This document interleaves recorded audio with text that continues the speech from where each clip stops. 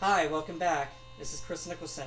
Right now I'm showing you the back of the PSR-S500, and because of two reasons. Number one reason is that if you look throughout the whole keyboard, you won't be able to find a floppy drive. So how are you going to save your media? And number two reason is that you don't have any MIDI jacks. Usually the older keyboards have MIDI you can hook up to a computer. Okay, so they did away with all of that. Number one is that you have your USB to host. Now this hooks up to a PC, and Yamaha provides the software for the USB drivers so you can hook it up straight to your MIDI sequencer, computer, and any MIDI sequencing software. What I use personally myself is Cakewalk. The other one is the USB to device. Now to device, you can hook up a USB jump drive. Same thing as way as downloading songs as a standard MIDI file. You just put it into your laptop, download the song, and in it goes. Just like that. So they did away with the floppy disk, and right now they're using jump drives, which is a lot smarter because how much songs are you going to save on a floppy disk? Okay, so what I'm doing right now is that I'm taking my USB jump drive and I'm going to hook it into the USB to device area. Now, after I did that, on the right hand side of the screen, it'll say connecting. Do not touch the jump drive until it says connected. Now, USB jump drives are a dime a dozen. You can get them in any computer store. You can get them at Circuit City, Best Buy, any of those chain stores. Now, one thing about it is that what I have in my hand is a 2 gig, and when I just put in there is a 1 gig.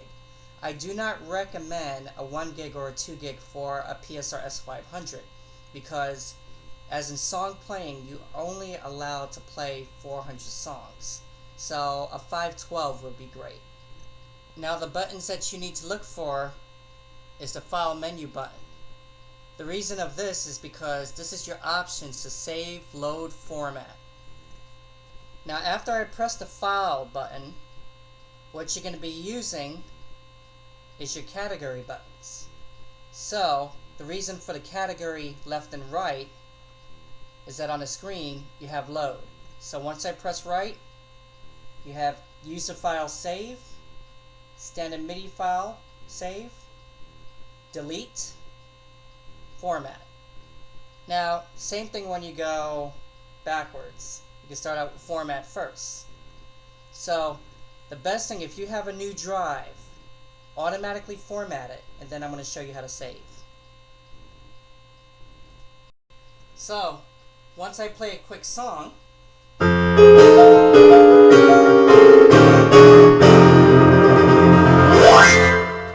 all I have to do is basically press stop.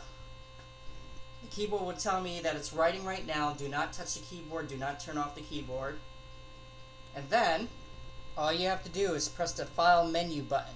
Not the execute yet. The menu button. It'll change screens. Remember those category buttons right over here. So it'll change screens. I'm going to put it to, instead of save, I'm going to put it to save user song as a standard MIDI file. The reason of the standard MIDI file is that if your friend has a general MIDI keyboard that takes in a USB, all you have to do is just plug it in, and then you can show them your same songs on that keyboard. It could be any keyboard that has general MIDI and a USB, or you could take your jump drive and then stir it onto floppy disk as in the older keyboards. So what I'm going to do is that I'm going to press execute right now, and then execute again. And once I press execute twice, you have the whole grid of basically what your tracks are. So press execute again,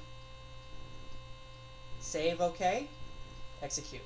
Now it's saving. It's saving straight onto the jump drive, and it's recording basically all the steps that I did on the keyboard to the jump drive. Once that is finished saving, you can just listen to your stuff and play it again.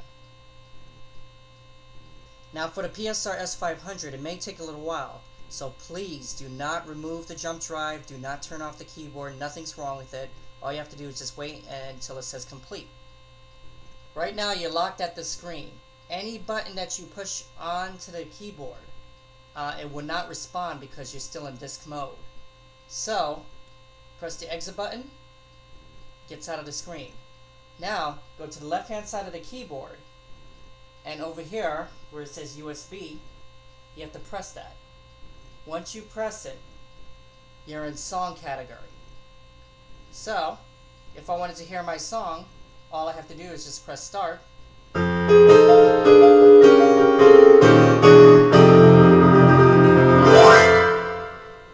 And there goes my song. Now, as I said again, depending on how many notes that you put into that song and how much polyphony it is, the longer it might take just to save the stuff onto a USB jump drive. Now, once you take time and press the demo button, you can hear basically what this keyboard is capable of doing. And it will show you a slideshow of basically what features does this keyboard have.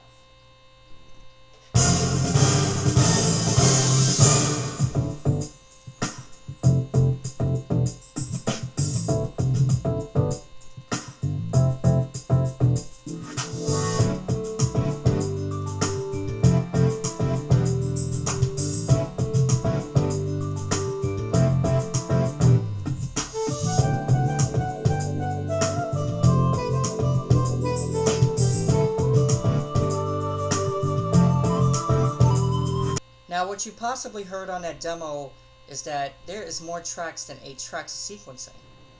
Now, Yamaha or any other company, once they do their keyboard demos, it's usually not on the keyboard itself. They could probably use the keyboard as a module, and also you do it on a computer. So, what I suggest you guys to do is to get a sequencing program which will allow the 8 tracks to expand into 16 tracks. Sequencing programs like Cakewalk, Sonar, or basically Cubase, Finale. Any one of those sequencing programs are one of the best for editing functions. Now, from your computer to your USB jump drive, say for instance you loaded a standard MIDI file on there or a style file. Let's start with the standard MIDI file. What if I wanted to load it? All you have to do is just press the USB button, and the screen will jump back into song mode. So, all I have to do is how many standard MIDI files that you already loaded is pick the standard MIDI file that I want. So if I wanted this Masquerade, all I have to do is press start.